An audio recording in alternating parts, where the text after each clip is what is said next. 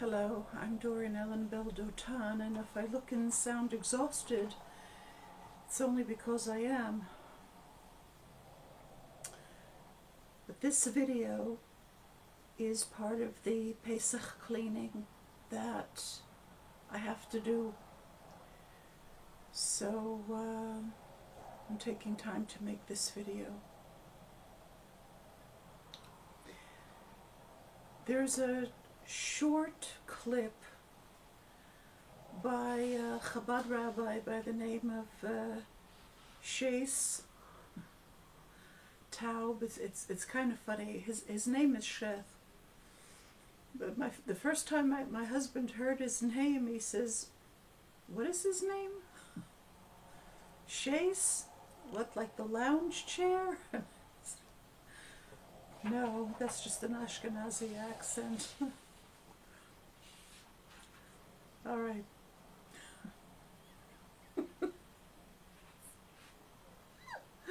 It's not without its charm. He has a wonderful short video called How to Reprogram Your Thoughts for a Happier Life. It's one of those 1 minute, 1.5 minute things.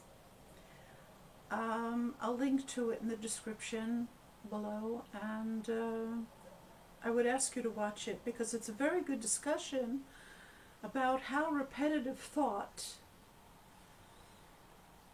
becomes that to which we are habituated, and if those are negative thoughts, we become habituated to a negative way of thinking that engenders negative experiences.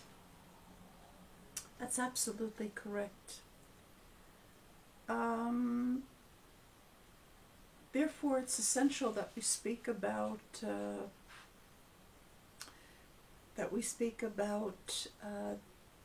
habits that we have, particularly on Pesach. As I've shown in a number of Hebrew videos that I've been making, B'ezras Hashem,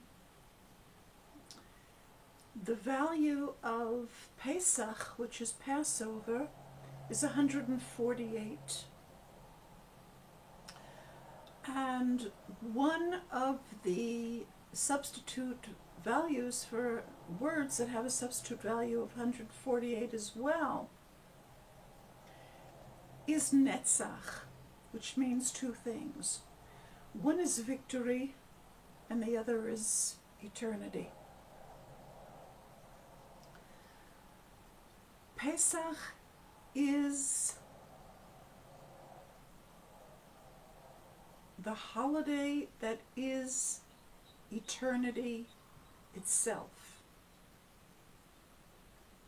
Not only is it an eternal holiday, it is eternity itself. Those who understand Pesach correctly have walked into eternity. And for that reason, it is very, very important to be very, very careful about that which we pronounce on Pesach, because that becomes our in perpetuity.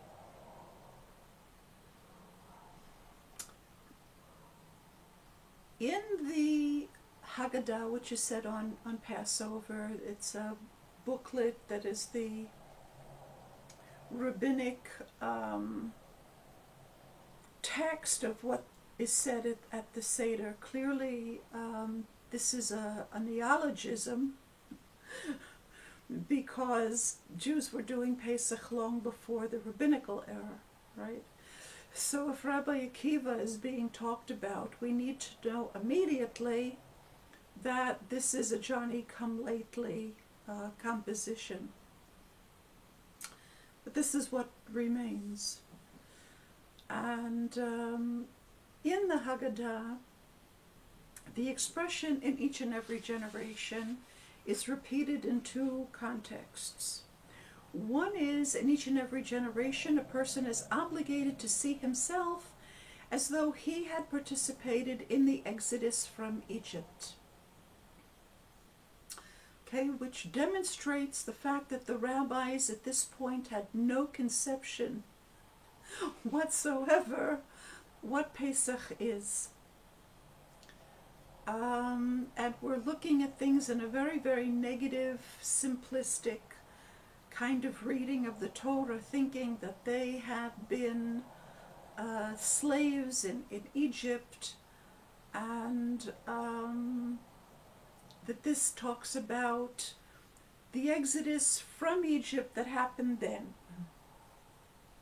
So we see that the rabbis no longer understand that this is a Chag Netzach, that this is an eternal holiday, that this is eternity, and they certainly are not on the level where they understand that the word Mitzrayim, the name Mitzrayim, which is Egypt in English, equals 940, and one of the important, central, most important substitution values is Rechem Kibel, the womb received.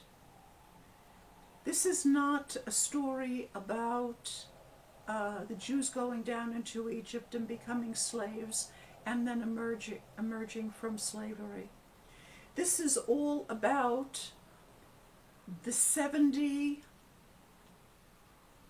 central figures in Knesset Yisrael who come down into the womb, and from them each new embryo is constructed in a new configuration. But it's the same names. Yes? The expression all names is kol shemot in Israel, in Hebrew. It's kol shemot in Hebrew, which means, again, all names. It is equal to the expression kol rikmot, which means all of the tissues. So these are all of the tissues of the central figures of Israel coming together, and they are going to be reconfigurated into a new being. And this is what we call in Hebrew Gilgul Neshamot.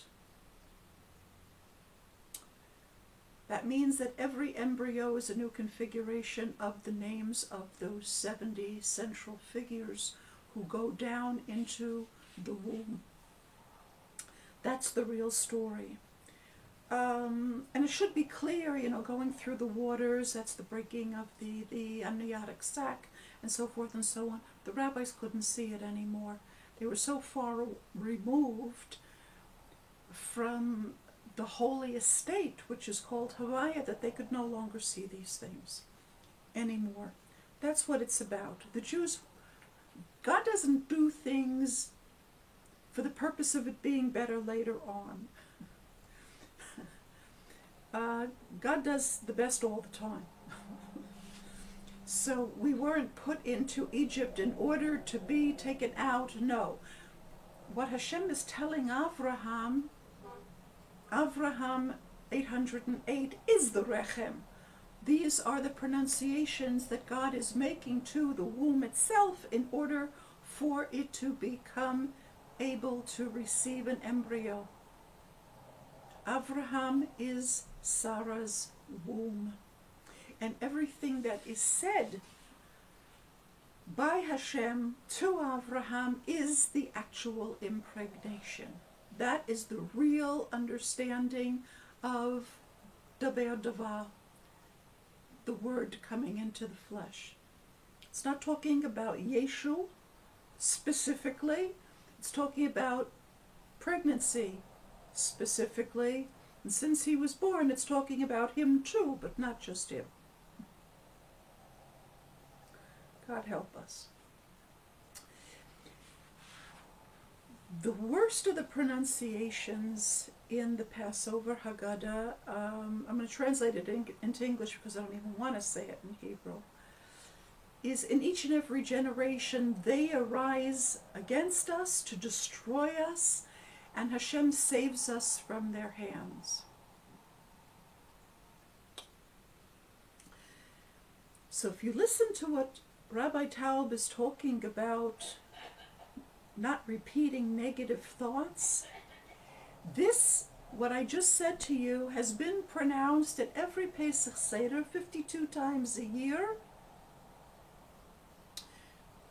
since Rabbi Akiva's time.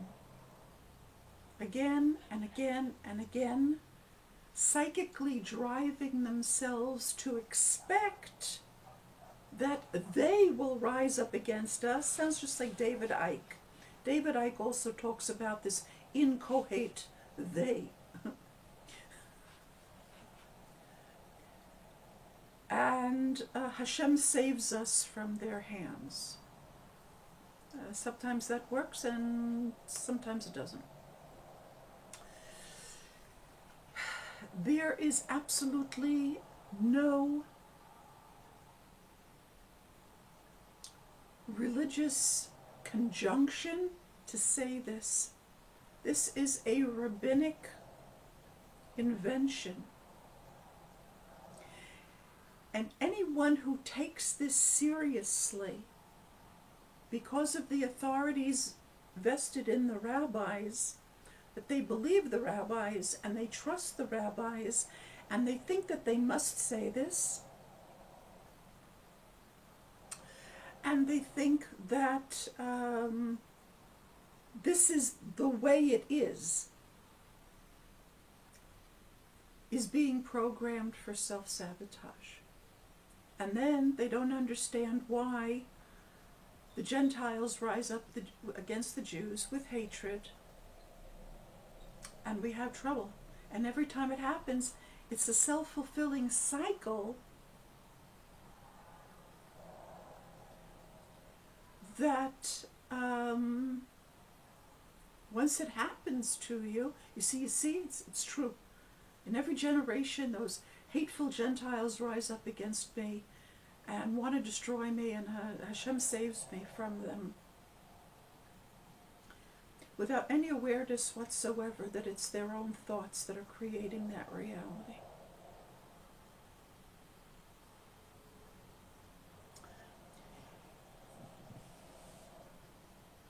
It is essential that we stop saying this.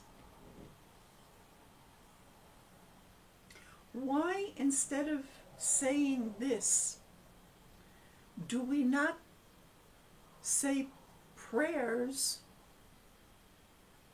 for the welfare of the Gentiles? That they should be born with everything that they need, in peace and in love and in security,